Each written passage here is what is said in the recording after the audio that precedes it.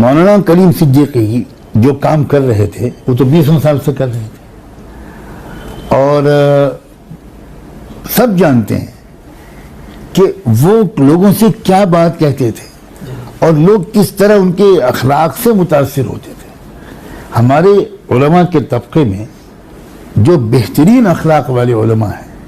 ان میں پہلا دوسرا نام مولانا کلیم صدیقی کا، اور لوگ اس سے متاثر ہوتے تھے۔ اور وہ میں جانتا ہوں کبھی کسی کو یہ نہیں کہتے تھے کہ تم کوئی لالچ یا کوئی زور زبردستی یا کوئی دباؤ، وہ اتنا جانتے تھے کہ قانون میں اس بات کی اجازت ہے، دستور میں، کہ ہم آپ سے کوئی بات اپنے مذہب کے بارے میں کر سکتے ہیں، آپ کچھ سوال کر سکتے ہیں، میں آپ سے کچھ پوچھ سکتا ہوں، آپ مجھے کچھ جواب دے سکتے ہیں، دستور نے آزادی دی ہے۔ تو اب آپ یہ سوچئے کہ ملک کے حالات اس بات کا خطرہ زیادہ ہے کہ مسلمان کنورٹ ہوں گے کسی اور طرف، یا اس بات کا خطرہ زیادہ ہے کہ نان مسلم مسلمانوں کی طرف آئیں گے؟ آپ یہ سوچئے کہ جو اس وقت کی حالت، اسلام کی طاقت ہے یہ کہ ایون ان حالات میں بھی ہمارے نان مسلم بھائی بہن نوجوان وہ اپنی مرضی سے کسی چیز کو قبول کر رہے ہیں۔ تو اس طرح کی چیزیں ہوتی رہی ہیں، دوسرے ملکوں میں بھی ہوتی ہیں، اب ہمارے ملک میں یہ نوبت آئی ہے، لیکن یہ رہے گی نہیں۔ اس کی شکل کیا نکلے گی؟ اس طرح سے جرم بنا کر کے پیش کیا جا رہا ہے کہ یہ قانون کے خلاف، وہ اصل میں اس کی وجہ ہے انہوں نے سنویدھان کو تو امینڈمنٹ کرنے کا کوئی ہمت ہوئی نہیں، کیونکہ وہ تو سیدھے سیکولر جو نیچر ہے کانسٹیٹیوشن کا اس کو بدلنا ہو جائے گا۔ تو اس کے بدلے انہوں نے اس میں یہ ایک الگ سے قانون بنایا، آئی پی سی میں، کانسٹیٹیوشن میں نہیں، اور اس میں انہوں نے یہ بنایا کہ بھائی کوئی لالچ یا زور زبردستی یہ کر کے دھرم کو کسی کو پرورتت کرنا یہ جرم ہے۔ یہ تو اسلام میں بھی جرم ہے۔ یہ تو اگر آپ نے یہ قانون بنایا ہے تو بہت ویلکم کرتے ہیں ہم اس کا۔ اسلام بالکل اجازت نہیں دیتا کہ کوئی لالچ دیا جائے یا کوئی زور زبردستی دی جائے۔ سوال آپ کو حیرت ہوگی ہمارے ناظرین کو کہ ایک صحابی تھے حضرت محمد رسول اللہ کے، مدینے میں، ان کا بیٹا اسلام نہیں لایا اور وہ کرسچن ہوا، تو ان کے باپ نے، اس بیٹے کے باپ نے بیٹے کو یہ کہا کہ دیکھو بیٹا یہ نہیں چلے گا، تم کو بھی مسلمان ہونا پڑے گا۔ یہ بات اللہ کے رسول تک پہنچ گئی۔ یہ مجھے یاد نہیں آ رہا کہ بیٹے نے آ کر کہا یا باپ نے پوچھا یا کسی تیسرے نے کہا، یہ مجھے یاد نہیں آ رہا۔ یہ میں 100% یقین کے ساتھ کہہ سکتا ہوں کہ اللہ کے رسول نے باپ کو بلایا اور کہا کہ تمہیں اپنے بیٹے کو مجبور کرنے کا کوئی حق نہیں، بالکل اس کو اس کی اپنی مرضی پر رہنے دو، اور کسی طرح کا کوئی ظلم و زیادتی اور زبردستی کرنے کی اجازت نہیں ہے۔ تو اسلام تو اس حد تک جاتا ہے بھائی،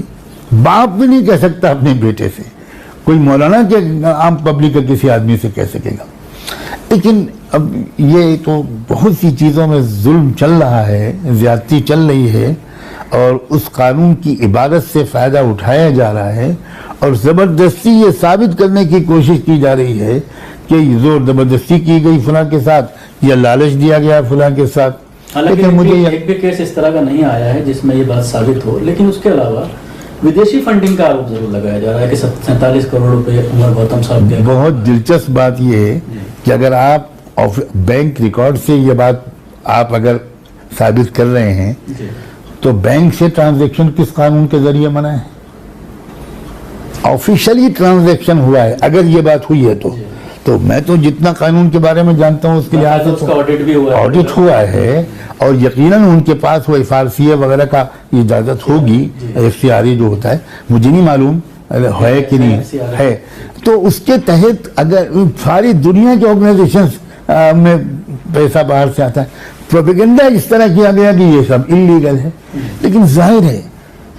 کورٹ میں یہ باتیں نہیں ٹھہر پائیں گی، لیکن دیکھیے سچائی کے راستے پر چلنے والوں کو ہمیشہ ظلم سہنا پڑا ہے، برداشت کرنا پڑا ہے، اور ایک وقت آتا ہے کہ پھر سچائی کا سورج طلوع ہوتا ہے۔ اس کو لے کر کہیں نہ کہیں سوشل میڈیا پر جو نوجوان لوگ ایکٹیو ہیں مسلمان، وہ कहीं ना कहीं उलमा इकराम के ऊपर भी इसमें ये आरोप लगा रहे हैं कि जिस तरह से उन्हें खड़ा हो जाना चाहिए था, एक बड़े आलिम दीन को टारगेट किया गया और एक के बाद एक का नंबर आएगा। ये बात बार बार सोशल मीडिया पर कही जाती है कि उलमा इकराम को खुलकर सामने आना चाहिए। मैं अपने नौजवानों की फिक्र और तशवीश की बहुत कदर करता हूँ, बहुत अप्रिशिएट करता हूँ कि हमारे नौजवान इस किस्म की बातों को शिद्दत से महसूस करते हैं। लेकिन मैं उन नौजवानों को ये इत्मीनान दिलाना ज़रूर चाहता हूँ कि जिन उलमा से मेरा राब्ता है वो लोग इस सिलसिले में जो कुछ कर सकते हैं खामोशी से कर रहे हैं और बहुत कुछ कर रहे हैं। लेकिन वो ये समझते हैं मुनासिब कि अगर हम इस पर बोलेंगे तो पॉलिटिकल एजेंडा उनका तक़वियत पहुंचाएगा, हम उसी को एजेंडा बनाने में मददगार हो जाएंगे, तो वो उनके ट्रैप में फंसना नहीं चाहते। हमारे नौजवान ज़रा इस गहराई को समझें। किसी कमज़ोरी, खौफ और बुज़दिली की वजह से उलमा खामोश हों, मैं कम से कम अक्सर उलमा के बारे में ये बात जानता हूँ कि ऐसा नहीं है।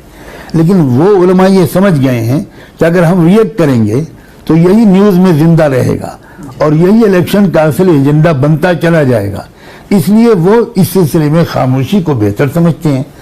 और जो इसके अलावा जो भी कोशिशें की जा सकती हैं वो की जा रही हैं। और मैं नौजवानों को ये भी कहता हूँ कि नौजवानों, कोई एक दौर बता दो जिसमें हक की मेहनत करने वालों को तकलीफें न पहुंचाई गई, कोई एक दौर बता दो। तो ये तो एक तरह से मजीद तुमको तुम्हारे यकीन को मजबूत होना चाहिए कि जो लोग इस तरह की कोशिशें कर रहे हैं वो सच्चाई के रास्ते पर हैं और उनके लिए तुम लोगों को दुआ का बहुत एहतमाम करना चाहिए। इत्मीनान रखो, जो कोशिशें की जानी चाहिए वो सब हो।